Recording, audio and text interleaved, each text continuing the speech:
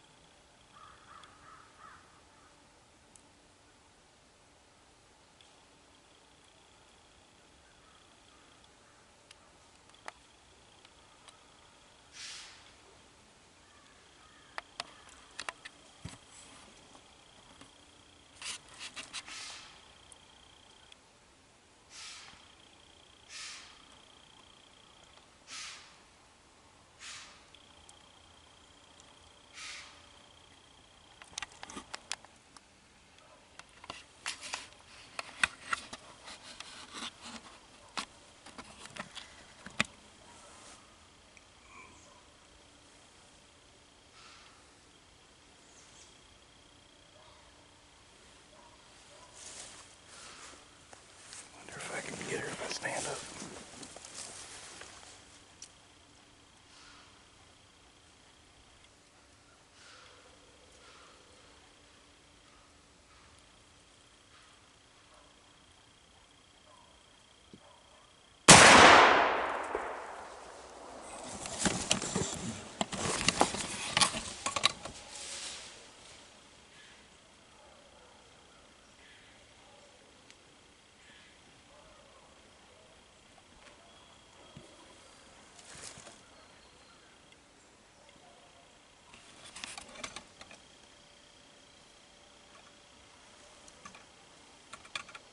Okay.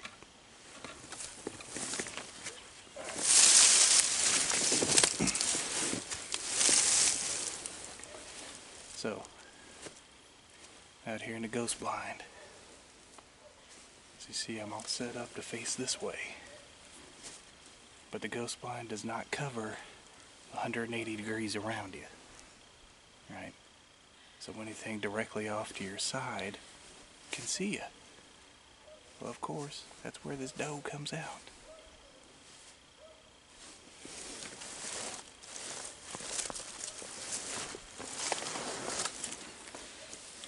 She's 75, 80 yards away, looking right at me, getting freaked out.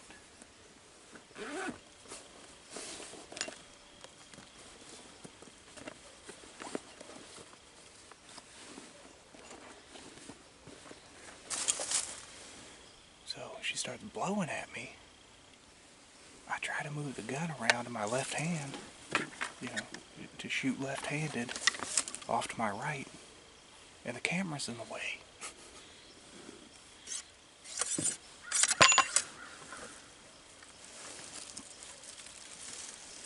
So I'm like, well, maybe I can shoot her if I stand up. I stand up, and there's another doe right there. I didn't even see her, because you can only see through these little slots right here. She had stepped up maybe 50 yards away.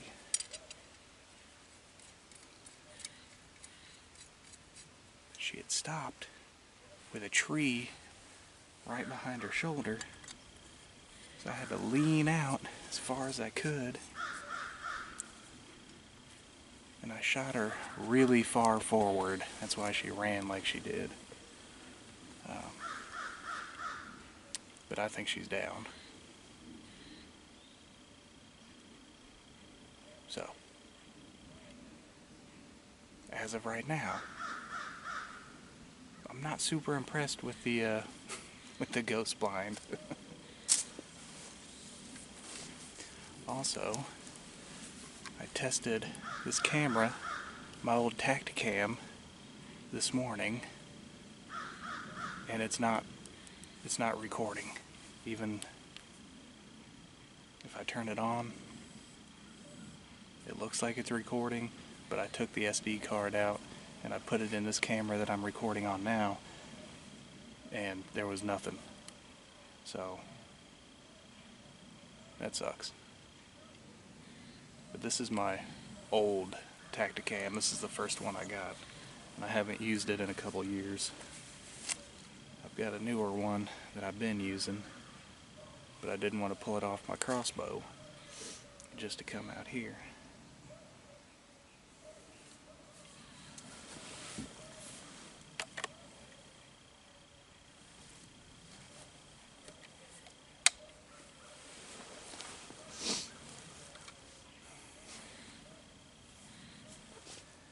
And then whenever I sat down, I pull out my normal camera that I normally have on here, and look at this. It won't turn on. This camera's not working either. That's why I carry like 4 cameras with me. Alright. See what this looks like from the deer's view.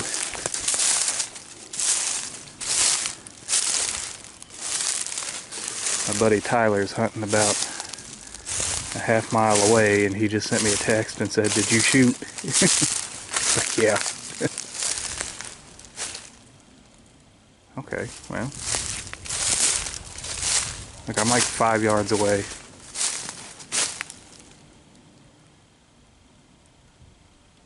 So the deer that I shot was like right down here. That looks really good. And holy crap. It's like an optical illusion, dude. But that other one that was blowing at me was over here. She was looking right dead at me. Okay. Would you look at this? This blood trail goes from like here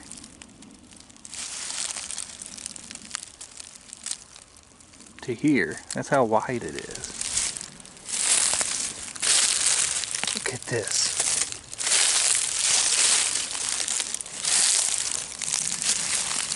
There's no mistaking this one.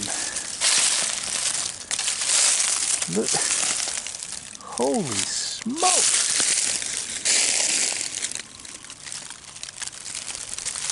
She's right up here, as you might imagine. I just want you to look at this.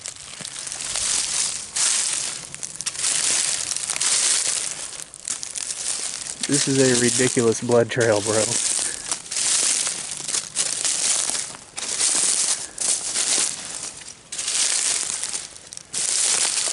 I mean, just look at it.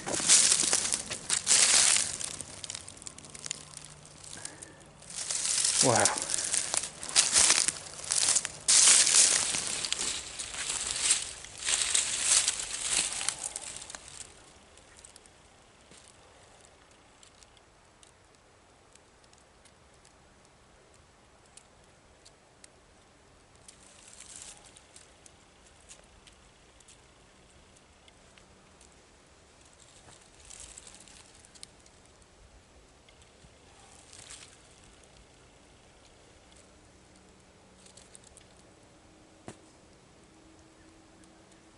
Wow.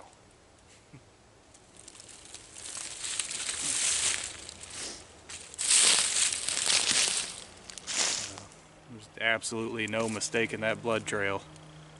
Yeah, but she still made it. Probably 150 yards.